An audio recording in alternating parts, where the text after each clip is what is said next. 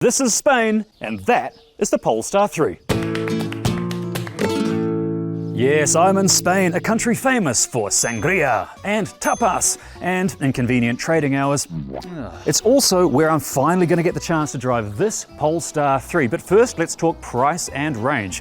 And one of these bad boys will set you back $170,000. So yeah, no small amount of change, but you do get a decent amount of range for that money. 628 Ks on one single charge. However, there is one little design flaw I've noticed here. If you look closely, you can see it. None of the Polestar engineers seem to have noticed it, and that is the steering wheel's on the wrong side.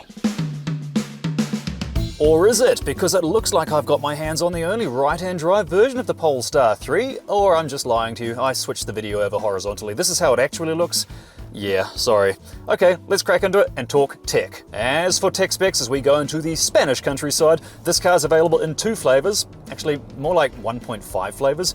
The base model is the long-range dual-motor version, and that, you can see the power and the torque specs on the screen, that has a 0 to 100 time of 5 seconds, and that's brutally fast. However, you can go one step further if that's not enough. You can get the performance pack, which drops that 0 to 100 time down to 4.7 seconds, which is bordering on madness. Of course, it's just got a little bit more power, a bit more torque, but you have to decide whether or not that performance pack, that extra cost, is worth it for that 0.3 second power upgrade. I should also add that there will be a single motor long range version coming this year, 2024.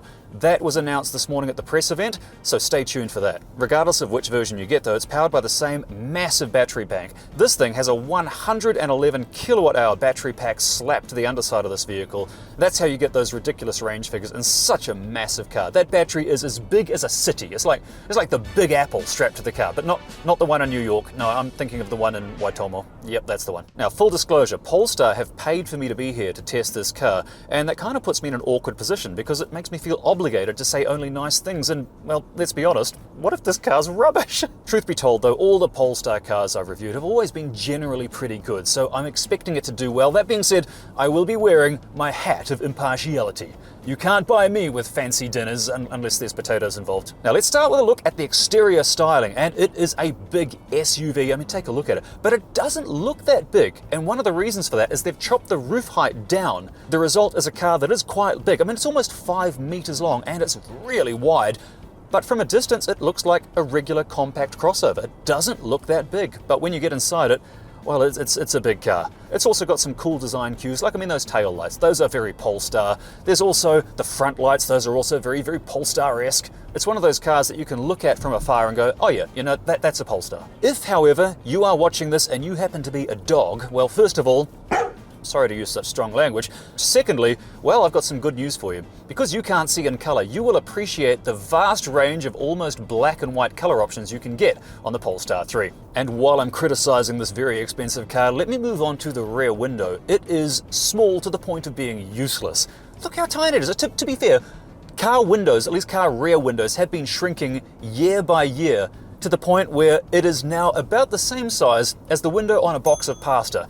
Which is another thing. Why does pasta need a window? What could pasta possibly need to see from its box? As standard, this car comes with 21-inch wheels, but if you get the performance pack, you instantly get an upgrade to 22-inch wheels, and it gets better, you can get yellow seatbelts. Hooray. But enough of me slamming the design. The design's actually quite nice, I'm just being cheeky.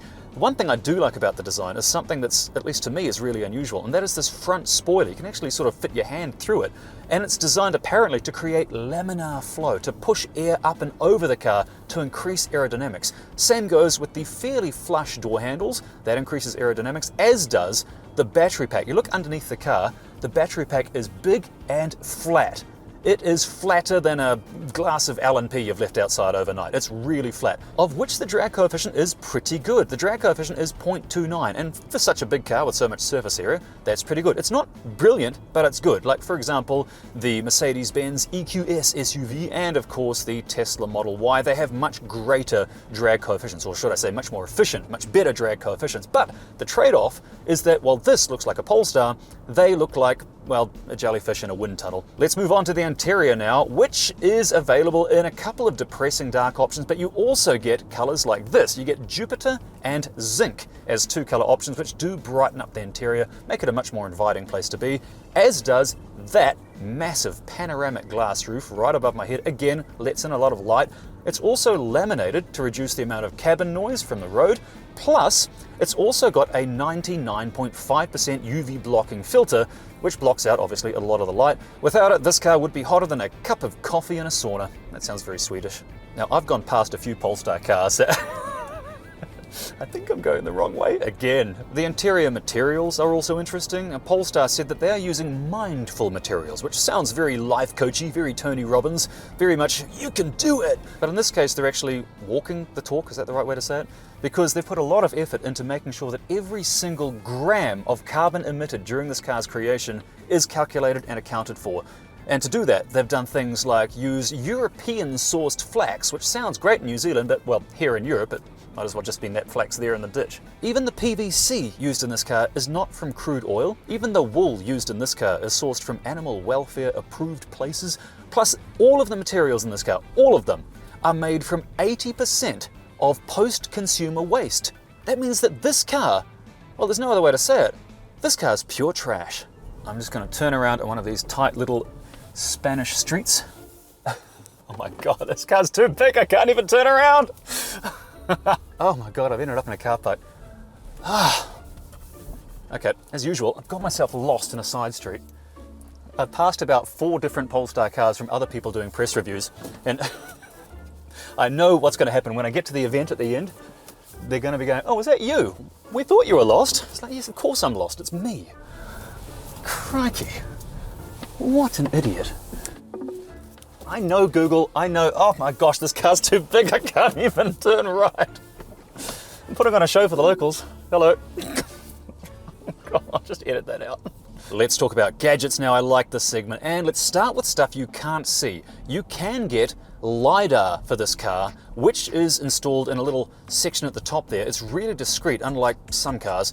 That LiDAR is an extra 8,000 New Zealand dollars if you want it. It will, though, supposedly give you the future capability of near full autonomous driving. But I don't want to give any Tesla watchers some PTSD. Whether or not you want to invest that money in the hope that maybe it will one day actually happen, that's up to you. As for gadgets you can see, or at least ones that will help you see, the headlights are worth mentioning. Because the technology used in these headlights is staggering. It is 1.3 megapixels. That's 1.3 million microscopic mirrors that can change direction. That means that the shape of the beam on these lights can change as not to blind oncoming traffic. That's smart, that's intelligent, that's safe. This car is also equipped with an army of sensors, cameras as well. There's in fact an 8 megapixel camera scanning the road. So this car is constantly looking for cyclists and pedestrians and Spaniards. On the subject of gadgets, let's move on to this massive 14.5-inch display, which, well, it controls all the car's features. There are really no buttons on the car. There's the pause button, there's some on the steering wheel, but this controls everything, for better or worse, and it's actually powered by Android Automotive, which means it's a Google product, which means it's connected to the Play Store, so you can load your own preferred apps onto the car. Treat this car like a giant cell phone. It also means you get Google Maps as standard, which is obviously the best map system you can get. Sorry, Apple fanboys, but it does have Apple CarPlay, so you can connect your Apple device to this if you prefer a worse experience. This car also has over-the-air software updates, so it will get better in time. Now, if you're a Tesla driver watching this, you know exactly what I'm talking about. When you bought your car, it was good, right? But over-the-air software updates have added more features, made it more efficient, made it better, made it go further. It's improving your car every time you get an update in exactly the same way that combustion cars don't. Next gadget that has to be mentioned, though, is all the speakers you can see dotted around me. This car has a 25-speaker Bowers & Wilkins sound system. And they did us a little demo, they gave us a little demo before we set off to drive the press cars. And I gotta say, I think everyone was pretty impressed. Hairs on my arms stuck up. The best way to describe the sound is that rather than you just hearing everything, it envelops you, the sound. There's speakers here, there's even 2 speakers in the headrest behind my head. It just creates this massive 3D sound effect that you have to experience it to understand it. There's no point me trying to replicate it using the microphone and the cameras and then you listen to it through your speakers. It will sound terrible. Go and sit in one and experience it. It's remarkable. Another thing on the subject of sound is that this car uses the same technology in noise-cancelling headphones to create an audible dead space for the driver. So it blocks out, it cancels out the road noise. And this is great in these lovely smooth Spanish roads, but whether or not it's up to the challenge of New Zealand's coarse chip roads, well, yeah, stay tuned. I'll get my hands on one of these when these cars arrive in New Zealand, and I'll really put it through its paces in much more depth than I can possibly do today. So hit the subscribe button if you'd like to see that. It's coming soon. Now, if you're going to buy this car in New Zealand, which if you're watching this, you probably will, unless maybe you're Australian, in which, g'day, then you get the Pilot Pack included in the price, and that basically gives you level 2 autonomous driving, so, you know, sort of self-driving to a point, and it gives you a heads-up display right in front of me, which, for better or worse, I cannot figure out how to turn now. This is a pre-production car, so it's possibly got a few quirks, or I might just be stupid enough not to know how to turn it on. Which way are we going? 30, yeah, that way. Okay, all right. Oh, this is terrifying. On the subject of towing, most electric cars can tow, right? But this can tow more than the average electric car. This thing can tow 2.2 tons, and not only that, it has a retractable tow bar that you just push a button, the tow bar drops into place, and you hitch your load. I mean, so this could be the ultimate family car. It can tow the boat. It's got heaps of room for the kids, 5 seats, loads of room in the front and the back. I mean, look at the room in the back there. Look at the headroom. Staggering amounts of headroom, heaps of room above your head, also heaps of legroom as well, and that's of course owing to the large wheelbase. It's got a really long wheelbase, just shy of 3 meters long, the wheelbase in this car. It's staggering. Oh, back to tech though. One interesting thing that this car has is it has vehicle to load. Yes, it will be available in New Zealand with a vehicle to load system, so you can plug your devices in, get 230 volts out of the car, great for camping or power cuts. But I'm saving the best for last. This car is capable of bi-directional charging. That means if you've got a smart charger in your house, then you can plug your car in, perhaps during the day, you can get electricity from your solar panels, fill the battery up, and then at night, you run your house, your appliances, your heat pump and all that off the free electricity you made for free from your solar panels. You can do that with this car if you've got the right charger. It's absolutely brilliant. Or you can connect your car to the grid and you can sell your electricity back into the grid and make a killing. Let's talk storage now though, and if you pop the boot, which can be opened just by using your foot, then by doing the Mafia test, you will see that there's more than enough room to fit an average-sized potato enthusiast in the boot there. Plus, if you drop those seats down, you could lie down fully. Look at the amount of room you got there. Plus, if you go to the front of the car, this car has a fartment or front compartment. Pop the hood and look at that. You have 32 litres of space, which is actually not too bad. That's a fairly usable size. It's about the same size as an affordable Auckland apartment. As for the ride though, as we get into these Spanish corners, which are unfortunately heavily regulated by very low speed limits, I can't really throw it too hard into the corners because I'd have to speed. So let's just imagine I'm driving past. What if I just speed this footage up? Oh, open road, here we go. Okay, what I'm going to do is put this into performance mode. Let's drop it into settings, drive.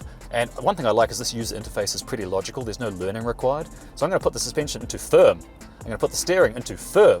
Phew, this is going to feel good. Sport mode, it's on. Okay, that's it. One pedal driving's off.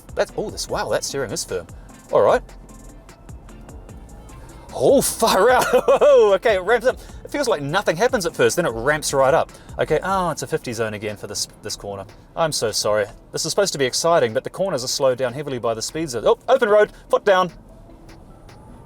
Far out, this moves all right. But what's it like in the corners? Now this has air suspension and it has real torque vectoring. Like traditional torque vectoring in most cars, they'll just grab the brake on one corner to limit the power as you're trying to power out of a corner. This, however, it uses a complicated double clutch system from Borg Warner, and the guys at Polestar said, you know, when you get into a corner, if the speed limit allows, and you're powering out, give it a bit more guts than you normally would, because the torque vectoring, apparently it's really, really good.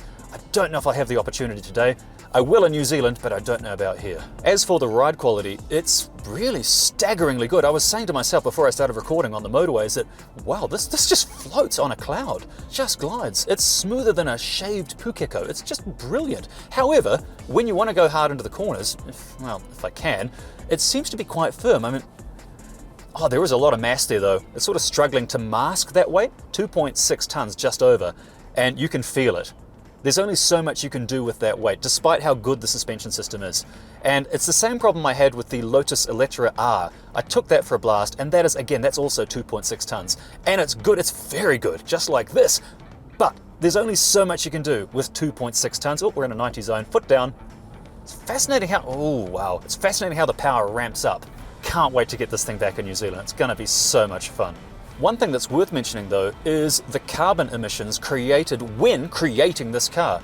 and Polestar have got it under 25 tons, which is less than the first version of the Polestar 2. So they're actually getting more and more ecological with each car, and that includes the power generation based on European electricity generation. But if you were to use cleaner electricity such as that from Ecotricity, and here comes the obvious plug, then the carbon emission output, the total output for this car is even lower. And that is because Ecotricity is New Zealand's only certified climate positive electricity provider. And as I'm here in Spain, in the beautiful weather, it feels great to know that in New Zealand, Ecotricity is generating clean renewable electricity to keep the planet clean. So if you want to get in on that action, head to ecotricity.co.nz, sign up.